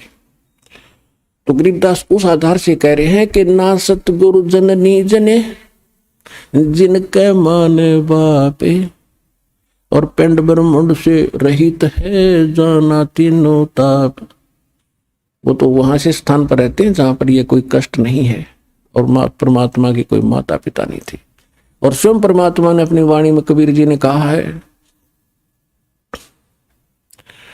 मात पिता मेरे कुछ नाही, ना मेरे घर दासी, जुल्हे का सुत आण कहाया, ये जगत करे मेरी हंसी। परमात्मा कहते हैं, ना मेरा जन्म ना गर्भ बसेरा, मन बालक बन दिखलाया, काशी शहर नगर जल बिच डेरा, तहां जुलाए न पाया। 600 वर्ष पहले मालिक यही बोल कर गए थे, आंखों देखा गरीबदास जी यही बता रहे। शब्द संदेशा कहते हूं भिन्न भिन्न भेद विचारे, इसको माया जानियो ये 9 अवतार। कृष्ण कन्हैया राम को ये जीव कहें अवतारे, हिरणाकुश नरसिंह है ये सब माया विस्तार। वो तो अचल अनूप है नूरी दे शरीरे, ये करता हो उतरे ये माया के रघुवीरे। जो यहाँ करता बन कर आए थे राम कृष्ण, कहते माया के रघुवीर थे ये अमर नहीं है। धरता को करता कहें ये बड़ा अंदेशा मोहे, पारस पद बैठा नहीं तो जिसको कहिए लो। जब तक इस आत्मा को ये सत मंत्र और सार नाम, ये कंप्लीट कोर्स रूपी पारस नहीं मिलता, इसका नहीं टच होता, तब तक तो इस आत्मा को ऐसा समझिए जैसे एक पारस पत्थर होता है। उस पारस पत्थर को कितने बड़े लोहे के, जैसे गाटर पड़ा हो, उस गाटर के एक किनारे पर घिसा देना, उस सारे के सारे को सोना बना देती है। तो ये कहते हैं जब तक इस आत्मा को ये कंप्लीट कोर्स सत मंत्र अधिकारी से प्राप्त होकर जब मिलता है तो ये पारस का काम करता है। और जब तक जिसको ये मंत्र नहीं मिले हैं, वो चाहे कितना शक्तिशाली दिखा, कितना दृढ़ दिखा, जब तक जैसे लोहे को पारस नहीं टच हुआ तो लोहा ही है वो। तो तुमने किसे ये भगवान दिखे थे रामकृष्ण, इनको ये मंत्र प्राप्त ना होने से ये जीव के जीव ही थे, इनका मोक्ष नहीं। धरता को करता कहेंगे बड़ा अंदेशा मोहे, पारस पद भेंटा नहीं जिसको कहिए लोक आलोक दीप सब ये पूर्ण पद प्रकाश, धौल धरणी सब जावेंगे एक थिर रैसी आकाश। अब क्या बताते हैं, घट में शोक सिलसिला ये सूतक बड़ा अंधेरे, ये दम गिनती के दिए भाई फेर सके तो फेर। जैसे एक समय जब गरीबदास जी को समझाया करते थे किसी को, तो भक्त आकर कहते थे कि महाराज 100 टेंशन शरीर में दिन मन में रहती है, लड़की का विवाह करना है, वर्षा हुई नहीं, कुछ साधन हो नहीं रहा, बता कैसे भजन बनेगा। तो गरीबदास जी कहा करते भक्ति करोगे तो सारे काम होंगे। कहने लगे जी देखेंगे भक्ति फिर बात बनेगी। अब कहने का भाव ये है कि तुलसीदास जी कहते हैं तुलसी पिछले पाप से हरि चर्चा ना भावे, और जैसे जोर के वेगते भाई भूख विदा हो जा। किसी व्यक्ति को बुखार हो गया, वो मलेरिया, तो उसको रोटी जो प्रतिदिन खाया करता था, स्वादिष्ट भोजन भी कड़वा लगा, जी पनीर रखा जाता, काजू किशमिश और संतरे सेब ये भी कड़वे लगते हैं। अब वो वस्तु पदार्थ कड़वे नहीं है, कड़वे उसके शरीर बुखार ने यानी ज्वर ने, टेम्परेचर ने उसके बॉडी की व्यवस्था बिगाड़ दी, जिससे उसने मीठी वस्तु भी कड़वी लग रही है। इसी प्रकार जिन प्राणियों के ऊपर पाप कर्म का घना दबाव होता है, ये राम नाम के मनुखा दाख और सेब संतरे, यह तो घनी अच्छी चीज है, लेकिन उसको अच्छी नहीं लग रही, कत्ती स्वादिष्ट नहीं लगती, रुचि नहीं बनती।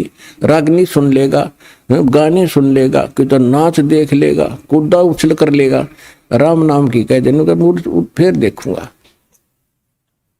तो उसका कारण यह है कि उसके पाप कर्मों ने इतना डिस्टर्ब कर रखा है उसकी आत्मा को कि उसको अच्छा ही नहीं लगता। ऐसी कड़वी लगती है परमात्मा की वाणी जैसे उस रोगी को लगती है। उसका ट्रीटमेंट क्या है, कुनीन खानी पड़ेगी, कड़वी कड़वी फांकी मारनी पड़ेगी, ना चाहते हुए भी खानी पड़ेगी, अनंत मौत है। तो वो रोगी फिर ना चाहते हुए भी कड़वी औषधि खाता है कुनीन, और फिर स्वस्थ हो जाता। जब देखा उसकी दशा, ऐसी भूख लगती है उसको कि सूखी रोटी हो ना, सब्जी ना हो घर पर, घर वाले के सब्जी बन जाए 10 मिनट डट जाए ना, सूखी दे दे। अब लगी भूख जबकि, और जब सब कुछ स्वादिष्ट बना कर दे रहे थे वो भी नहीं सुहा रहा था। तो इस प्रकार कहते हैं कि जिस व्यक्ति को परमात्मा समझाने की, गरीबदास जी समझाने की चेष्टा किया करते थे, तो वो यूं कहा करता जी बहुत काम है, फलाना काम है, ये करना है, वो करना है। अब कैसे कोई टेंशन हो जाती है, मंत्र भी ले लेते थे, भजन नहीं कर पाते थे, ये बहाने बनाते थे। अब जैसे एक समय एक दरोगा जी SHO पुराने समय में घोड़ी पे बैठ कर किसी दूसरे गांव में जा रहा था किसी काम बस। जून का महीना, हरियाणा क्षेत्र, उसमें रहट होते थे, कुएं बैलों से चलते थे, और एक पुली का बाल्टी बांध जोड़ दिया करते सैकड़ों, वो नीचे से कुएं से जल जाती थी और बाल्टी बाहर आकर के और नाली में वो खाली होती थी, खाली नीचे चली जाती, उसको रहट बोला करते। और वो बैलों से चलाया जाता था, तो जो वो कोल्लू बनाया जाता था वो भी चर चर करे, उसका लंबा एक पार्ट हुआ अगर लंबी लठ वो भी चर चर करे। और वो जब वो रेट चालो वो पत्ती वो बाल्टी भी चर चर खड़ खड़ करे। वो घोड़ी पर बैठा आ रहा था, दोनों को प्यास गजब की लग रही थी। अब दरोगा जी ने सोचा कि सामने पानी चल रहा है, पानी पिएंगे, घोड़ी को पिलाऊंगा। वहां निकट आया और वो घोड़ी में एक समस्या थी कि वो इस आवाज से बेदकगी, फड़कगी, वो निकट आई और एकदम भाग के दूर खड़ी होगी।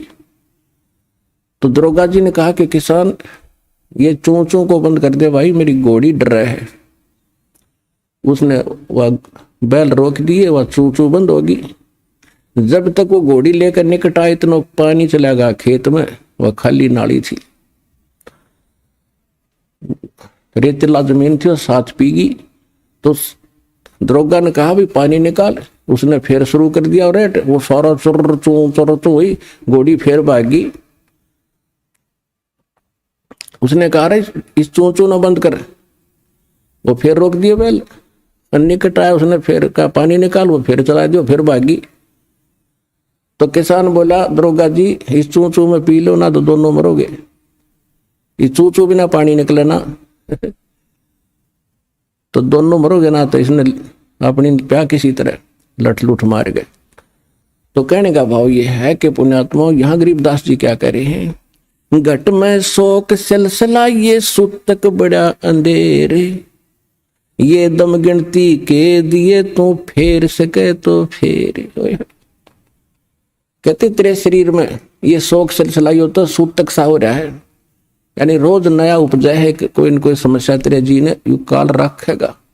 और ये गिनती के सांस है भाई, इस चू चू में कि मैं करा जाता हो तो इससे हम कर ले।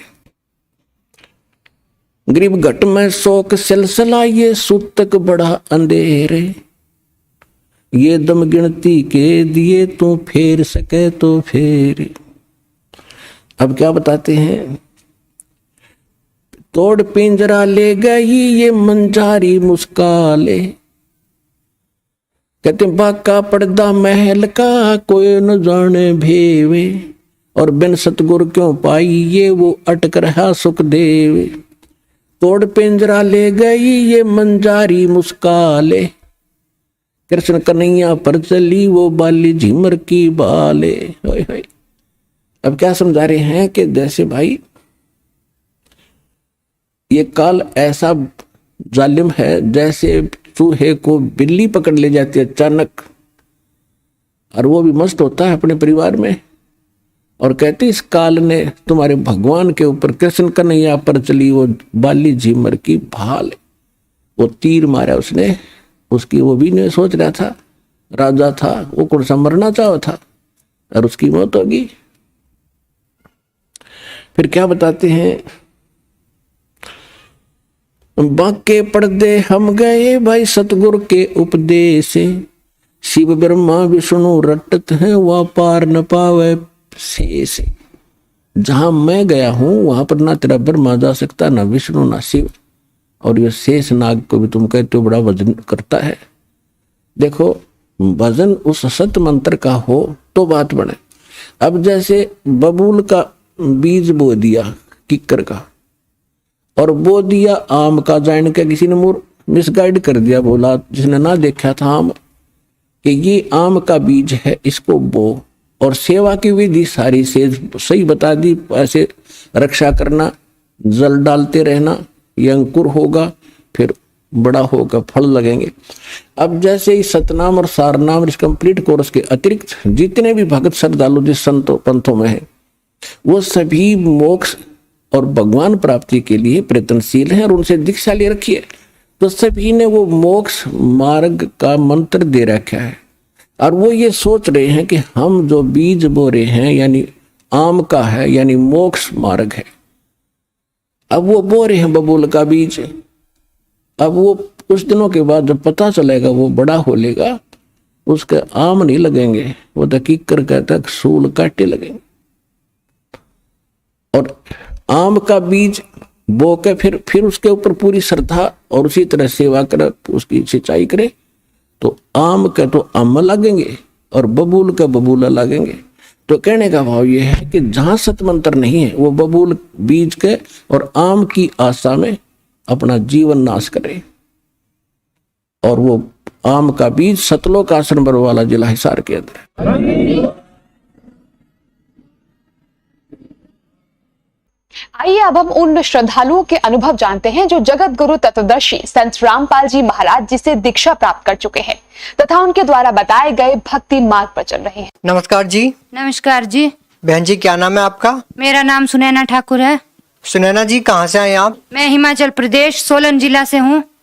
बहन जी संत रामपाल जी महाराज की शरण में आने से पहले आप क्या साधनाएं करते थे? मैं जो भी है हमारे साधना है ब्रह्मा विष्णु की भक्ति, व्रत लेना और दुर्गा माता की बहुत भक्ति करती थी बचपन से ही। जागरण सुनना, हर चीज मतलब एक परमात्मा की तलाश थी। आत्मा में भी भगवान एक है पर उसका पता नहीं चल रहा था। बहन जी जब आप देवी देवताओं की पूजा करते थे तो फिर आपको कौन से परमात्मा की तलाश थी? ऐसी कौन सी चीज थी जिसकी कमी आपको खल रही थी? हम जब स्कूल में पढ़ती थी तब वहाँ प्रेयर होती थी, तू ही राम है, तू रहीम है, तू करीम कृष्ण खुदा हुआ, तू ही वाहे गुरु, तू ही एक परमेश्वर है। बट उसका कोई भी नहीं बताता था कि वो परमात्मा कौन है, कैसा है, उसका कोई प्रमाण नहीं मिला मुझे। मैं टीवी में सत्संग देखती थी, हर गुरु के सत्संग देखती थी पर संतुष्टि नहीं थी। संत रामपाल जी महाराज के बारे में आपको कैसे पता चला?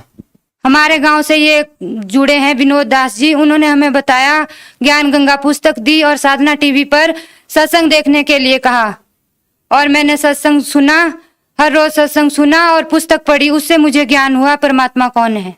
बहन जी यदि बात करें हिमाचल की तो हिमाचल को देवों की भूमि कहा जाता है और यहाँ पर बहुत सारे गुरु हैं, बहुत सारे भगवान हैं। इसके बावजूद भी आप सोलन हिमाचल से इतना दूर हरियाणा में जाकर संत रामपाल जी महाराज से नाम दीक्षा ली, इसके पीछे क्या कारण है? सबसे पहले तो जो हम भक्ति कर रहे थे वो शास्त्र विरुद्ध साधना थी। ये पता मुझे सतगुरु जी के रामपाल जी के सत्संग से चला कि हम शास्त्र विरुद्ध साधना कर रहे थे और उस शास्त्र विरुद्ध साधना से मैं बहुत ज्यादा दुखी थी। मुझे भूत प्रेत की बाधा से 5-6 साल पहले उपदेश लेने से बहुत ज्यादा ग्रसित थी। उसकी वजह से मेरी आर्थिक स्थिति बहुत बिगड़ गई थी। सब रिश्तेदार, सब लोग बहुत दुखी थे। मैं हर टाइम मुझे कोई छाया आती थी और वो मुझे बहुत तंग करती थी। मेरे अंदर कोई और चीज बोलती थी, अंदर से कोई प्रेत बोलता था, उससे मेरे बच्चे सब मुझसे डरने लग गए थे। पूरा गांव मुझसे डरता था, अभी कभी कुछ भी बोल देगी या हमें मार देगी, पत्थर मारेगी, मतलब पागल जैसी स्थिति हो गई थी जी। मेरे पति नशा करते थे, शराब पीते थे और सिगरेट जर्दा वगैरह साथियों में खा लेते थे, मीट तक भी खाते थे। उससे मैं बहुत ज्यादा दुखी थी। मैंने बहुत कोशिश की कि वो ना खाए, वो ना पिए, क्योंकि मैं बचपन से ही भगवान को मानती थी। मुझे इस चीज से बहुत ज्यादा घृणा थी, लेकिन कहीं भी वो नशा नहीं छूटा उनका, मेरे पति का। और उन्होंने भी 2014 को सतगुरु संत रामपाल जी महाराज से उपदेश प्राप्त किया और उसी दिन से, जिस दिन उन्होंने उपदेश प्राप्त किया, नशा करना तो दूर, छुआ तक नहीं, हमारा घर आज स्वर्ग के समान है। बहन जी जैसा कि आपने बताया कि संत रामपाल जी महाराज की शरण में जाने से पहले आप बहुत सारे दुखों से घिरे हुए थे और आप भगवान से बार बार प्रार्थना करते थे कि जो भी कष्ट आपके ऊपर हैं वो दूर हो जाएं। तो संत रामपाल जी महाराज से नाम दीक्षा लेने के बाद आपके जीवन में क्या बदलाव आए? मैंने 2014 को जनवरी को संत रामपाल जी महाराज से उपदेश प्राप्त किया। जिस दिन मैंने उपदेश लिया, आश्रम में गई, उस दिन से आज तक मुझे एक बार भी वो भूत प्रेत की बाधा नहीं हुई। मैं बिल्कुल स्वस्थ हो गई। मैं हर चीज, मेरा आना जाना बिल्कुल बंद हो गया था। कहीं भी जैसे बोलते हैं हिमाचल में देवी देवता भी छोट लगती है, कुछ भी, वो सब कुछ ठीक हो गया। आज मैं कहीं मृत्यु होती है वहां भी जाती हूँ, मतलब कि किसी प्रकार का कोई कष्ट नहीं है जो मुझे था। और क्या लाभ मिले आपको? आपके पति जो नशा करते थे उसमें आपको क्या लाभ मिले? वो बिल्कुल स्वस्थ हो गए और वो मेरे दुख से बहुत ज्यादा दुखी थे, जिसके कारण हमारी आर्थिक स्थिति बहुत ज्यादा खराब हो गई थी। बहुत पैसा इन देवी देवताओं, इन पंडितों ने हमारे को बहुत ज्यादा दुखी कर दिया था। एक पंडित को लाते थे, वो कहते थे इसके अंदर जो भूत है उसको बलि देनी पड़ेगी, उसको बकरे का खून दो। फिर हम हिमाचल में ही उत्तराखंड तक जाते थे। मेरे गोद में छोटा सा बच्चा होता था, उसको लेके, 1 साल का बच्चा था, उसको लेके इतनी दूर जाते थे। मैं गाड़ी में बैठ तक नहीं सकती थी, सो के ही ले जाते थे मुझे, और साथ में गाड़ी में खड्डू बकरा उसकी बलि देने के लिए ले जाती थी। मेरी आत्मा अंदर से रोती थी कि मुझे अपने ठीक होने के लिए दूसरे की जान देनी पड़ रही है। इतनी ज्यादा दुखी थी, भगवान से प्रार्थना करती थी। मैं बचपन से इतनी भक्ति करती हूँ, बहुत ज्यादा भक्ति करती हूँ। पूरी रात जागरण सुनती थी, तलाश करती थी उस परमेश्वर की, लेकिन ऐसा लगता था वो तलाश पूरी नहीं थी। मैं इतनी दुखी हो सकती हूँ, जो भक्ति नहीं कर रहे उनका क्या होगा, ये सोचती थी मैं अपने मन में। बहुत ज्यादा दुखी थी। बहन जी जैसा कि आपने बताया कि संत रामपाल जी महाराज से नाम दीक्षा लेने के बाद आपको बहुत सारे लाभ मिले, आज आपके जीवन में क्या स्थिति है? आज हमारी स्थिति बहुत ही अच्छी है। मेरी सास भी बहुत ठीक हो चुके हैं। मेरी सास काफी सालों से, मेरी शादी से पहले से ही बीमार थे। कभी उनका नाक की हड्डी बढ़ जाती थी उसी प्रेत बाधा से, मतलब कि वो प्रेत बाधा पहले से ही घर में थी। उनको भी बहुत तंग करती थी वो प्रेत बाधा। मेरी सास को खून की उल्टियां हुई नाम उपदेश लेने से पहले। फिर उन्होंने संजीवनी अस्पताल सोलन में उनका इलाज करवाया। उन्होंने कहा कि इन्हें कैंसर हो सकता है और इनकी बीमारी ठीक होने लायक नहीं है। फिर जब उन्होंने सतगुरु रामपाल जी महाराज से उपदेश प्राप्त किया तो उसके बाद वो धीरे धीरे बिल्कुल ठीक होने लगी और आज ठीक हैं। बहन जी, जैसा कि आपने बताया कि संत रामपाल जी महाराज से नाम दीक्षा लेते ही आपको जो कष्ट थे, आपको जो ऐसा बीमारी थी, आपको जो भूत प्रेत की बाधा थी, उनसे आशीर्वाद लेते ही आपके जो सारे कष्ट थे वो दूर हो गए। आपकी ये सारी बातें अचंभित करने वाली है, क्योंकि संत रामपाल जी महाराज के ऊपर बहुत सारे आरोप लगे हैं और आज वो जेल में है। उनके बारे में क्या कहना चाहेंगे आप? जी हाँ, सतगुरु संत रामपाल जी महाराज आज जेल में हैं, हम जानते हैं। लेकिन वो शास्त्र के अनुसार भक्ति बताते हैं, गीता जी के अनुसार भक्ति बताते हैं और सही भक्ति बताते हैं। उनकी भक्ति से ही हमारे ये कष्ट भूत प्रेत बाधा ठीक हुई। हम हर रोज परमात्मा का दिया हुआ नाम सुमरन करते हैं, उनकी यथार्थ भक्ति करते हैं, अपनी गीता जी के अनुसार भक्ति करते हैं। बहन जी, आप भगत समाज को क्या संदेश देना चाहते हैं? मैं सभी भगत समाज को यही संदेश देना चाहती हूँ कि जो मेरी तरह दुखी हैं, कोई भूत प्रेत की बाधा से ग्रसित है, कोई किसी बीमारी से, आज मैं जहाँ भी अपने समाज में जाती हूँ, कहीं रिश्तेदारी में, किसी को कुछ दुख है, किसी को कुछ दुख है, बहुत ज्यादा दुखी है। और इन पंडितों के चक्कर में मत पड़ना आप कभी भी। कभी ये बलि दिलवाएंगे, कभी शराब, कभी बहुत ज्यादा पैसा हमारा भी वेस्ट हुआ। आप अपना पैसा भी बचाओ और सतगुरु संत रामपाल जी महाराज से उपदेश लो। और उपदेश किसी के कहने से मत लेना। सतगुरु संत रामपाल जी महाराज के विविध चैनलों पर सत्संग आते हैं, आप सत्संग सुनो। उनकी किताबें फ्री दी जाती है, जगह जगह उनकी पुस्तक सेवा होती है। उनकी छपी हुई किताबें लाएं घर में और उनको पढ़ें जरूर। ऐसे ही मत रख देना। सतगुरु रामपाल जी महाराज पूर्ण परमात्मा है, पूर्ण परमेश्वर है। जी धन्यवाद। नमस्कार।